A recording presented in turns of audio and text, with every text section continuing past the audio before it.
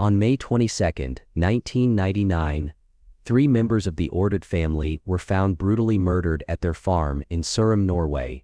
The victims, Anne Ordered Post, her elderly parents, Christian and Marie Ordered, all killed in the dead of night. Their deaths left a community shattered and a nation in shock. But as the investigation unfolded, something didn't add up. No valuables were stolen. There were no signs of forced entry, only a broken veranda door. What made this crime even more baffling was that it seemed as though someone within the family knew far too much about their every move.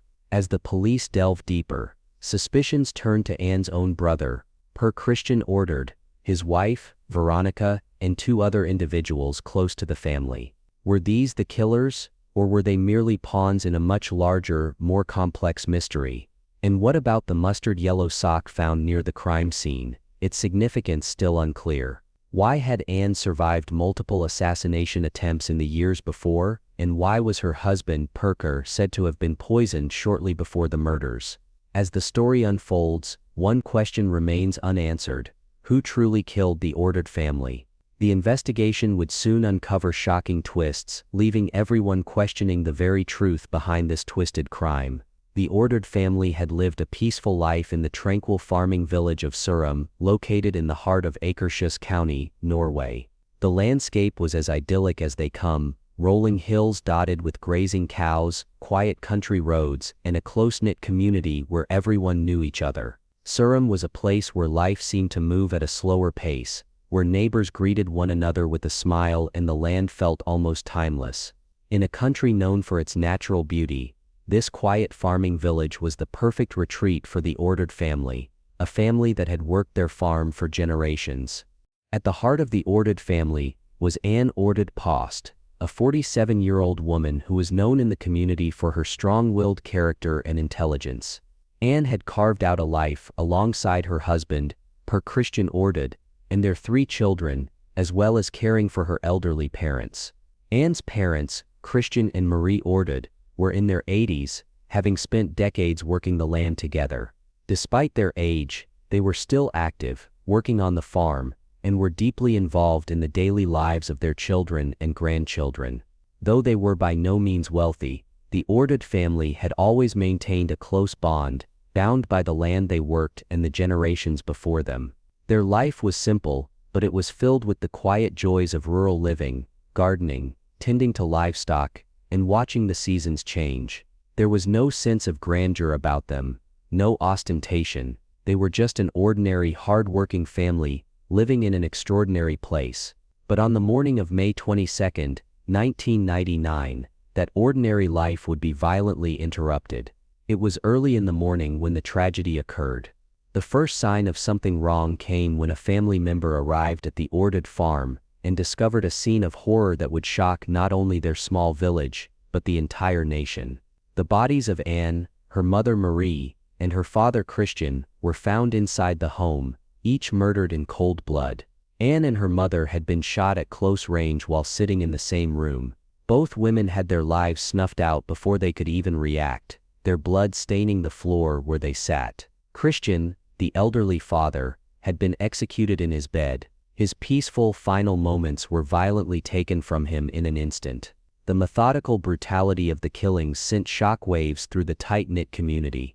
What made this crime even more perplexing was that there were no obvious signs of a struggle. The house had not been ransacked, and nothing appeared to have been stolen. In fact, nothing had been taken at all. The family's most valuable possessions, their land, their home, remained untouched. In a robbery, there would be evidence of broken locks or stolen goods. But here, the only trace left by the killer was a broken veranda door. It was as though someone had intentionally left it as a clue, a message. But what message could that possibly be? Who would want to kill 3 members of a family who had no enemies, no apparent reason to be targeted? The shock of the Ordered family murders sent ripples through the small community of Surum, Norway. But as investigators combed through the crime scene, the details seemed more bizarre and perplexing by the day. There was no sign of forced entry into the house. The killer, or killers, had somehow slipped in unnoticed. No valuables were stolen,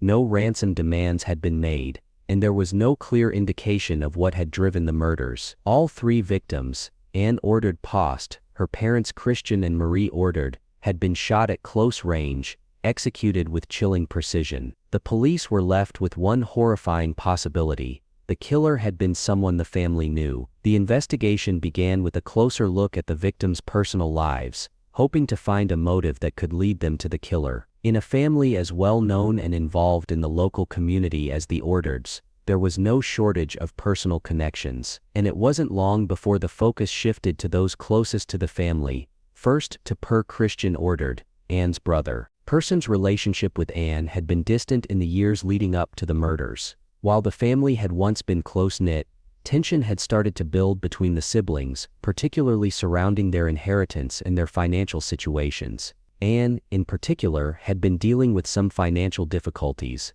and rumors about her personal life began to circulate. Was there a bitter dispute over the family's wealth? Could the murders have been an act of revenge, driven by a family feud that had been simmering for years? Per, a man with his own set of financial struggles, had a rocky marriage to Veronica Ordered. Their relationship was known to be strained, and they had a history of tension with Anne, particularly concerning money. Per had been dealing with significant debt, and the investigation uncovered that there were even questions surrounding his role in the family business. He seemed to be a prime suspect. But there was a catch. Per had been abroad at the time of the murders, though his alibi would later be scrutinized. Veronica, Per's wife, was also immediately placed under suspicion. She had long been at odds with Anne, the two women often clashing over family matters. Veronica had been seen as a figure of suspicion by many within the family circle, and her relationship with Anne had become increasingly strained over the years. Her own financial problems and strained marriage to Per gave investigators enough reason to suspect that she might have been involved. However, Veronica's alibi, like Per's, seemed to hold up, and the investigation soon began to focus on others who were closer to the family, those who might have had more intimate knowledge of the Ordered's routine, their weaknesses and their tensions. Among these individuals were Kristen Kirkamo and Lars Grunard. Kristen Kirkamo was Veronica's half-sister, and her connection to the family was deeply personal. Kristen had lived with the Ordered family for several years during her childhood, but her relationship with them had soured over time. Kristen's personal life was filled with drama, her relationships had often been tumultuous, and she had a history of financial instability and questionable behavior. Despite her past, she was a regular visitor to the Ordered farm, which placed her under the police's radar. Kristen's involvement with Lars Grunard, her ex-boyfriend, was another factor that made her suspicious. Lars had been a known troublemaker, and his relationship with Kristen had ended badly. Yet, despite their breakup, Lars continued to be involved in her life, and his ties to the family were undeniable. Lars had also been seen in the area around the time of the murders, leading investigators to question whether he had played a role in the crime. Lars Grunard was a man of dubious character, and his past was filled with violent behavior. He had a history of aggression, and was no stranger to the criminal justice system. The police were particularly interested in him, due to his violent temper and his close connection to Kristen. In fact, Lars had been spotted in the days leading up to the murder, and he had a history of making threats. The authorities soon began to piece together more unsettling details. There were phone records showing communication between Lars and Kristen in the days leading up to the murders. What had they been discussing? Was there a plan in place? Investigators started to wonder whether Lars had been involved in orchestrating the killings, or whether he was simply a pawn in a larger scheme. As the investigation deepened, another chilling detail emerged. A mysterious anonymous phone call had been made to the police just days before the murders. The caller, however, was never identified. The tip-off mentioned an impending killing, though it came too late to prevent the murders from happening. Was the caller an accomplice, someone with intimate knowledge of the family's dynamics, or was it simply a strange coincidence? No answers would be forthcoming. The more the investigation uncovered, the more it became clear this wasn't just a random act of violence. It seemed well planned, executed with a chilling precision that suggested the killer knew the family intimately. But was it Per, Veronica, Kristen, Lars, or someone else entirely? The investigation continued to unravel the tangled web of family secrets, debts, and bitter rivalries. Christian's mounting debts raised suspicions about whether financial gain was the motive. His strained relationship with his sister Anne seemed like it could have been the tipping point for a deadly confrontation, but the possibility that someone outside the family was involved kept the detectives questioning everything they thought they knew. At the same time, Per and Veronica's financial struggles came to light. Their business dealings were far from straightforward, and their debt was increasing at an alarming rate. Could this financial pressure have been the catalyst for murder? Could Per have seen the deaths of his family as the only way to escape his mounting troubles? Kristen and Lars, with their troubled pasts and their ties to the family, were also heavily scrutinized. The police quickly focused on Kristen, especially given her past behavior and her relationship with the other suspects. Lars, with his violent tendencies, made for a volatile suspect. Could he have been the one to carry out the murders, or was he simply acting on orders from someone else? Despite mounting evidence against the four main suspects, the case was far from closed. The lack of clear physical evidence, the absence of DNA, fingerprints, or other definitive clues made the investigation difficult. And with each new theory that emerged, it seemed as though the truth was becoming more elusive. The only thing that was certain was that the Ordered family's tragic deaths were no accident. Someone with intimate knowledge of the family's secrets had planned this crime in detail. As investigators chased down every lead, they found themselves grappling with one undeniable fact: the case was far more complex than anyone had anticipated. Could the key to solving the mystery lie in the connections between the family's members, or was the answer hidden in plain sight, waiting for the investigators to see the bigger picture? With each passing day, the tension grew. The police were no closer to solving the mystery, and with each revelation, the question loomed larger: who was responsible for the brutal killings of the Ordered family? Was the killer among those closest to the victims, or was the real murderer still out there, waiting to be uncovered? As the investigation progressed, the police were forced to confront uncomfortable truths. The victims had been killed with precision, as if the murderer knew exactly where they would be. With no signs of struggle and no apparent motive, the case took a dark turn. The first theory that emerged was the possibility of a personal vendetta within the family. Anne's brother Christian Ordered and his wife Veronica quickly became the prime suspects. The relationship between Per and Anne had been strained. Anne had inherited the family farm, and there were whispers of financial disputes, tensions that had festered over the years. But what about the other two suspects?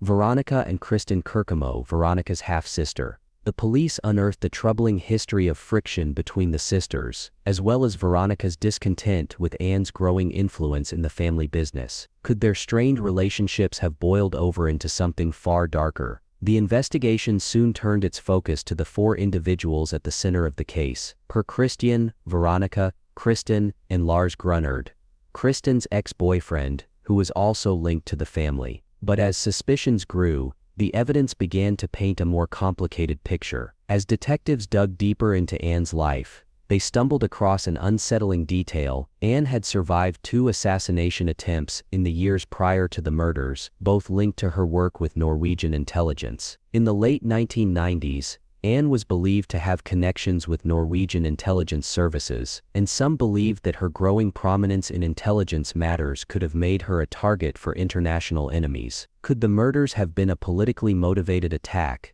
an attempt to silence Anne for knowledge she held about sensitive matters, particularly related to the conflict in Kosovo? A chilling theory soon emerged: Anne's survival of the assassination attempts may have made her a high-profile target. And yet, no one in the family seemed to have predicted that the true threat would come from within their own circle. Then came the discovery that would send shockwaves through the investigation: a mustard yellow knitted sock with 2 white stripes, found near the crime scene. The sock didn't seem to belong to any of the victims or suspects. What was its connection to the murders? Who left it behind? Forensics found no DNA on the sock, and no one could definitively explain how it ended up near the family home. Some theorists suggested it might have belonged to the killer, but the investigation turned up nothing concrete. The sock remained a haunting mystery, an eerie clue with no answers. While investigators focused on the family, there was another disturbing possibility. Anne's husband Per had been ill for months before the murders. He had been diagnosed with cancer and was believed to have been poisoned shortly before the killings. Could his slow, painful death have been part of a greater conspiracy? Some wondered whether Per's health condition, combined with the family tensions and the murder of Anne's parents, pointed to a carefully orchestrated plot to eliminate not just Anne but the entire family. At the time of his death, Per was said to have been on the brink of revealing some sensitive information, something that might have tied back to Anne's intelligence work or other dark dealings. Was the murder of Anne's parents and the subsequent events tied to this lingering threat? Then there was the chilling anonymous tip-off that came just days before the murders. Someone had called the authorities, warning them that a family massacre was about to occur, but crucially, no further details were provided.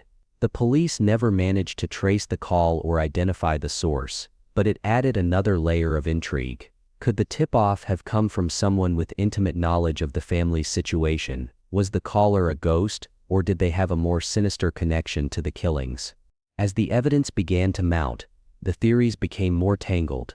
Per and Veronica's involvement in the murders seemed to make the most sense initially, but there was never enough hard proof to cement their guilt. Then came the revelation that Kristen and Lars had deep connections to both Per and Veronica. The complicated web of relationships, combined with the lack of concrete evidence, cast doubts on the original theory of a family dispute gone horribly wrong.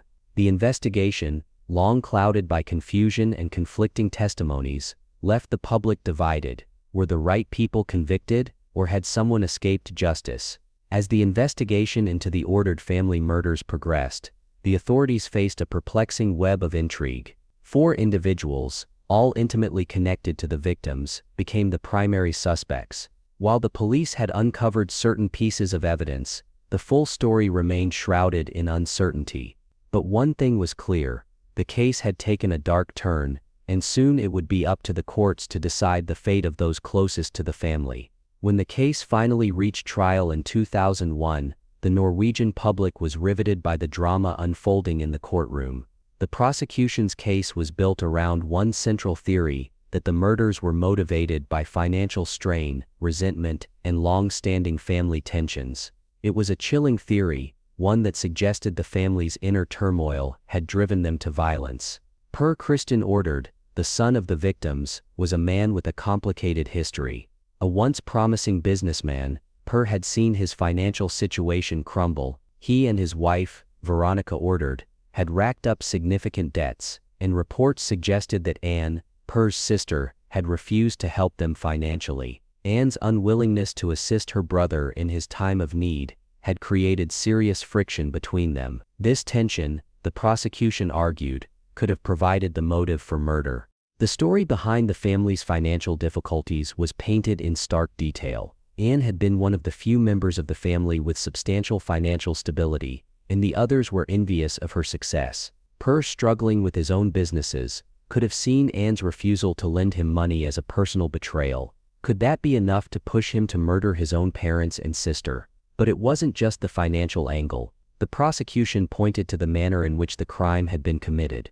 The fact that nothing had been stolen from the house, and the victims had been murdered in their own home, suggested that the killer knew the family well. The broken veranda door, the only point of entry, implied the perpetrator had intimate knowledge of the Ordered family's routine and habits. The prosecution insisted that it could only have been someone close to them, a family member or someone with direct access to their daily lives. The most obvious suspects were, of course, Per Kristen Ordered and his wife Veronica. They had the most to gain from the deaths of Anne and her parents, especially considering that Anne had once been the family's primary source of financial stability. Their financial troubles were well documented, and the prosecution argued that murder may have seemed like a desperate way to get rid of those who stood in the way of their financial survival. Veronica, though not as directly involved in the family business, had her own history of tension with Anne. It had been reported that Veronica and Anne had clashed over family matters and finances for years. Veronica's testimony during the trial was crucial in building the case against her and her husband, though her defense would soon offer an alternative narrative. Then there was Kristen Kirkamo, Veronica's half-sister. Kristen had been less involved with the family but still maintained close ties. She had grown up alongside Per and Veronica, and like them, she had her own grievances with Anne. Kristen's role in the case seemed more ambiguous, but her presence at the farm in the months before the murder raised eyebrows. Could she have been complicit in the murders, or was she simply a convenient scapegoat? Lastly, there was Lars Grunard, Kristen's ex-boyfriend. Lars was an enigmatic figure in the investigation, someone who had been close to both Kristen and the Ordered family. His past with Kristen made him an unlikely accomplice, but his connection to the others was undeniable. Could Lars have been involved, or was he merely an innocent bystander caught in a web of accusations? The trial began with much anticipation, as the public and media were captivated by every detail. The court proceedings were intense, and the drama played out in front of a captivated audience. Per and Veronica, as the primary suspects, took center stage, with their defense teams working tirelessly to cast doubt on the prosecution's case. Per's defense lawyer argued that the prosecution's case was built on shaky foundations. They pointed to the lack of physical evidence, no fingerprints, no clear forensic links to the crime scene, and no solid motive beyond speculative family discord. The defense suggested that the entire case was based on circumstantial evidence, and that the police had made assumptions rather than focusing on solid facts. Per maintained that he was innocent, claiming that he had been wrongly accused of a crime he did not commit. Veronica's defense team echoed similar arguments, emphasizing her lack of direct involvement in the family's finances. They questioned why the prosecution was so eager to blame her when there was no direct evidence linking her to the murders. They argued that the investigation had been rushed, and that the true killers might still be out there, unknown and free. Kristen's defense was similarly assertive. They argued that Kristen had no personal motive to kill the family, and that the evidence against her was weak. They claimed she had simply been in the wrong place at the wrong time, caught up in the web of suspicion surrounding her family members. Kristen's trial was particularly challenging, as her connection to the family made it difficult for the jury to separate her from the rest of the suspects. Lars's defense, though less prominent, was also a focal point of the trial. Lars had been seen as a peripheral figure, but his increased sentence after the appeal suggested that the court was taking his involvement more seriously. His defense, however, maintained that Lars had been innocent, claiming that his relationship with Kristen was the only link to the crime. After weeks of courtroom drama, the jury deliberated, and the verdicts were handed down. Per Kristen Ordered and Veronica Ordered were both convicted of murder. The court found them guilty of orchestrating the killings, driven by financial motives and deep-rooted family tension. Both were sentenced to 21 years in prison. The sentencing was a major blow to Per and Veronica, but they refused to accept the verdict. They maintained their innocence, despite the mounting evidence against them. Per's claim that he was innocent became a rallying cry for his supporters, while Veronica's insistence that she had been wrongly convicted added fuel to the fire. Kristen Kirkamo was convicted of accessory to the murders and sentenced to 16 years in prison. The court believed that Kristen had played a role in facilitating the crime, though her exact involvement remained unclear. Kristen's conviction shocked many who believed that she had been an innocent party caught up in the family's turmoil. Lars Grunard received a lesser sentence, initially 2.5 years, which was later increased to 18 years after an appeal. Lars's conviction raised even more questions, as his role in the crime was never fully understood. His increased sentence seemed to suggest that the court believed he had played a more significant role than initially thought. The verdict sparked intense debate across Norway. Was justice truly served, or had the wrong people been convicted? Many believed that the evidence against the convicted individuals was circumstantial at best, and the case's unresolved mysteries only deepened the public's sense of confusion. The most pressing question was whether the right people had been punished for the crimes. Despite the convictions, there was still no clear explanation for why Anne had been targeted or who the real mastermind behind the killings was. The mustard yellow sock found at the crime scene, the mysterious phone call warning of the murders, and the unexplained events surrounding Anne's earlier assassination attempts, all these factors left room for doubt. The trial had brought some resolution, but it had also raised more questions than it had answered.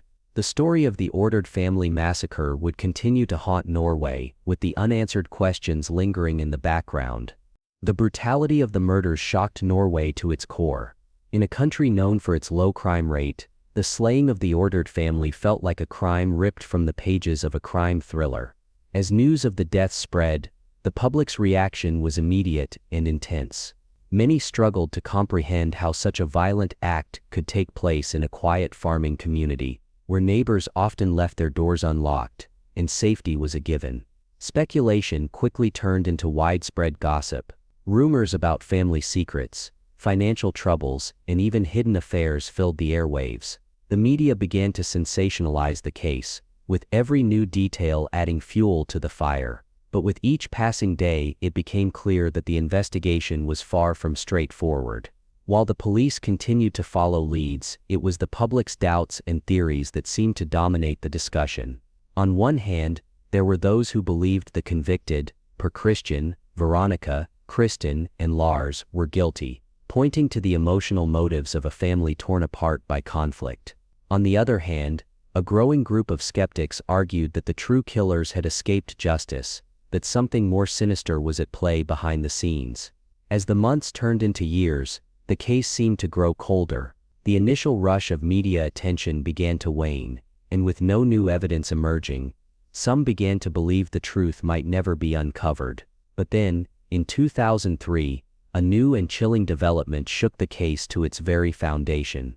It was revealed that Anne Ordered Post had been involved in covert intelligence work, with some speculating that her death was not just a family tragedy, but a politically motivated assassination. Anne had survived 2 separate assassination attempts before, one of which involved a car bomb planted near her apartment, and another a propane tank left outside her home. Could the killings of her family have been retribution for her intelligence work, or perhaps a consequence of her ties to sensitive international matters? The theories only deepened with the discovery of a mustard yellow sock found near the crime scene. This sock with 2 white stripes became a symbol of the case's many unanswered questions. Where had it come from? Why was it left there? And most perplexing of all, who did it belong to? Despite the growing pile of unanswered questions, the investigation continued to press forward, with police attempting to tie up loose ends. But there were no concrete answers. In 2023, nearly 2 decades after the convictions, Christian Ordered filed a formal complaint alleging evidence fabrication by former Kripos officers, reigniting the debate and questioning the legitimacy of the trial. Had the investigation been compromised? Was there a chance the wrong people had been convicted?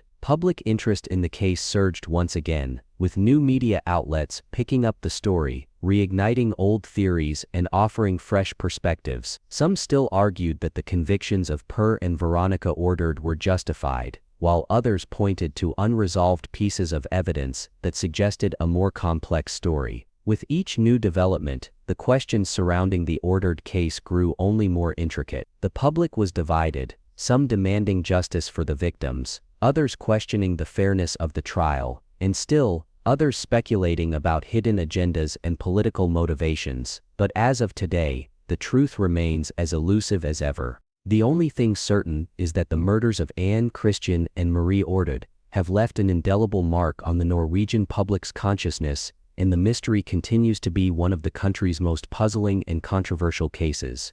As the years passed, the Ordered case became a symbol of unresolved justice. The brutal murders of Anne Ordered Post, her parents Kristen and Marie, on May 22, 1999, shook the quiet farming community of Sørum, Norway. But despite the convictions of Christian Ordered, his wife Veronica, Kristen Kirkamo, and Lars Grunard, lingering doubts continued to plague the case. Were the right people convicted, or had the true perpetrators remained hidden in the shadows, escaping the consequences of their actions? When the investigation first began, it seemed like the pieces of the puzzle would come together quickly. After all, the victims were well known, and the crime appeared to be personal, carried out with precision. Yet, as the police dug deeper, the evidence seemed to lead to more questions than answers. No valuables were taken. The house showed no signs of forced entry, and the only physical trace left behind was a broken veranda door. This left investigators scratching their heads. Was it an inside job, or was it something far more complicated than anyone could have imagined? The primary suspects, Veronica, Kristen, and Lars, were all convicted, but the evidence against them was not as clear-cut as it seemed. While the prosecution claimed they were responsible for the murders, some experts argued that the case was based on circumstantial evidence. The trial itself raised unsettling questions about the integrity of the investigation. Were there gaps in the evidence? Was there something more at play than anyone was willing to admit? As the years went on, new theories began to emerge. Some pointed to a potential political motive, suggesting that the murders might have been linked to Anne's work with Norwegian intelligence during the Kosovo War. Could she have been targeted for something she knew, something deeply classified? It wasn't just her work in intelligence that made Anne a target, but the fact that she had already survived 2 assassination attempts. One had involved a car bomb, another a propane tank left outside her apartment. These terrifying attempts on her life added an eerie layer of mystery to the case. Was it a coincidence, or were these earlier attacks signs of a larger, more dangerous conspiracy? Then there was the strange detail of the mustard yellow sock, discovered near the crime scene. It was a bizarre clue, one that didn't seem to fit the rest of the narrative.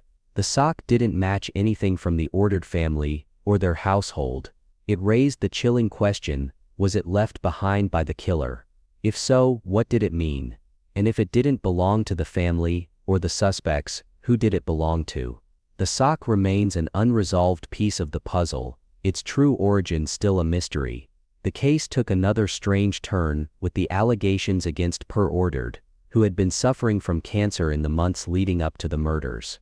Some theorized that he had been poisoned before the killings, leading to his eventual death.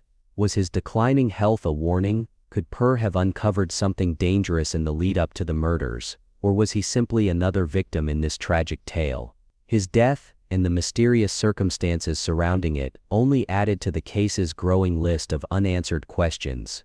As the investigation continued, it became clear that the true motives behind the killings might never be fully understood. Were the murders a result of a family dispute, financial tension, or something darker? Some have speculated that the motivations were far more complex than anyone could have anticipated. Was it a crime born of resentment, jealousy, and personal animosity? Or did it have roots in something more elusive, a conspiracy or hidden agenda no one has yet uncovered? But the biggest mystery of all remains: who killed the Ordered family? The case that once seemed like it had been solved now appears more like a riddle that refuses to be answered. Despite the convictions, many still believe the true story has yet to be told. Were the people convicted in 2001 truly the killers, or were they merely scapegoats for a crime far more sinister? In 2023, a new development reopened the case, as Per Ordered filed a complaint alleging that former Kripos officers had fabricated evidence in his case. This new accusation cast doubt on the integrity of the entire investigation, adding another layer of complexity to an already convoluted mystery. With this new claim, questions about the fairness of the trial, the legitimacy of the evidence, and the true identity of the killers once again came to the forefront. Despite the ongoing debates, the case remains unsolved, with many aspects still shrouded in mystery. Some of the key figures involved continue to maintain their innocence, while others believe that the truth will eventually come to light. But after more than 2 decades, the questions linger, and the search for answers continues. What was the true motive behind the murders? Was there a political conspiracy involved, or were personal grievances the root cause? Why was Anne repeatedly targeted, and how could a seemingly quiet family be torn apart by such brutal violence? What does the mustard yellow sock really signify, and who could have left it behind? And most chilling of all, what if the killers are still out there, walking free, their identities hidden behind layers of lies and misdirection? The investigation into the Ordered case may have concluded, but the mystery is far from over. The truth remains elusive, and for many the case will never truly be closed. Who killed the Ordered family, and will we ever get the answers we so desperately seek? The truth may still be out there, waiting to be uncovered, but for now it remains one of Norway's darkest and most disturbing unsolved mysteries. We want to hear from you. What do you think happened that night in Surum? Could the wrong people have been convicted, or are there still hidden truths waiting to be uncovered? Let us know your thoughts in the comments below, and if you're still trying to piece together this chilling mystery, make sure to hit the like button, subscribe, and ring the bell for more deep dives into the world's most puzzling true crime stories.